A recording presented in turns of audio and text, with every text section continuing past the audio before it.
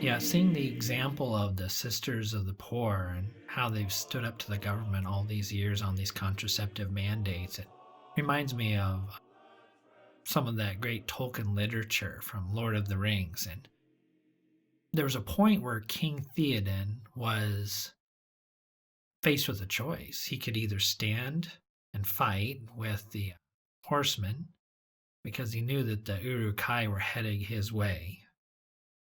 And I think that's what Aragorn and Gandalf both recommended. But instead, he chose to retreat. I think the fortress was named Helm's Deep. It was his safe space of the day. Mm.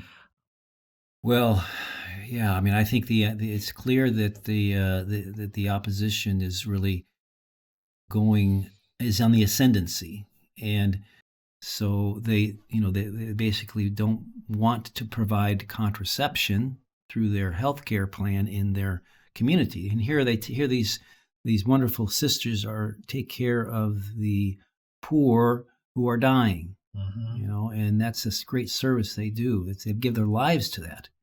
But they've stood strong, and they're a good example for all of us.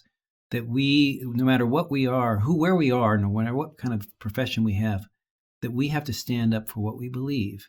And the sisters have suffered from that. They've suffered from that. They've had to close some houses because of the costs of defending themselves. But, we don't have to be warriors in the sense of, have money and have power and have political strength.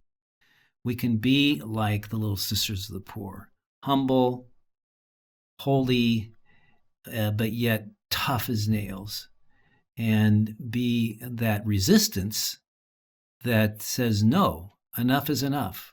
We won't submit to this. We can't submit to this, and do what you want with us. But we're not moving. And that's what the little sisters have said. It's beautiful how God has chosen them sort of to be our front line. Mm-hmm. And we better not retreat. We better be right up there shoulder to shoulder with little sisters and support them and speak the truth with love. And what Ms. Jennifer Roback Moore said at this year's Red Mass was that at this point in our culture, we are not going to honorably be able to avoid persecution. She thinks it's just going to be a fact of life. And yeah, she's been in the trenches. She was one of the leaders of Proposition 8 mm-hmm. in California, which eventually was overturned, but they won first time around with regard to same-sex marriage before Obergefell and everything. She's been out there in the trenches, so when she says something like that, you stop and listen. Jennifer Roback Morris also talked about how it was going to be important for us to recognize that on certain things when it comes to faith, that compromise may be something that we see as an accommodation, but oftentimes some of the secularists, they consider that just a stepping stone to whatever their goal is. We're trying to meet them in the middle, but they consider that just another small win in a larger battle. Right. And I think that unfortunately, Catholics feel like they don't have a voice and they've been intimidated into silence because of the circumstances in which we live today. And so therefore they are afraid to speak out, because as the society and culture becomes more and more secular, then we stand out more and more. We hold positions that are becoming more and more diametrically opposed to the culture. Mm-hmm. And therefore, if we want to remain Catholic and if we want to fly the Catholic flag, we have to realize that we are going to be countercultural.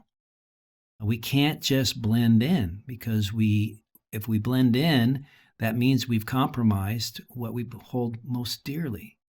And so we are going to have to realize that this culture is going to continue to try to cancel us.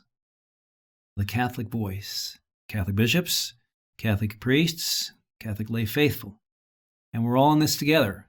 We're not just, it's not up to the bishops only, or it's not up to the priests only, it's up to the whole church. And the lay faithful comprise the largest, part of the church. And so that's why we have to be able to stand together and without fear, because we know we have the truth. We know we have God on our side. We have the sacraments. We have everything that strengthens us and nourishes us to stand strong. And we have to let our voices be heard. Otherwise, it's over.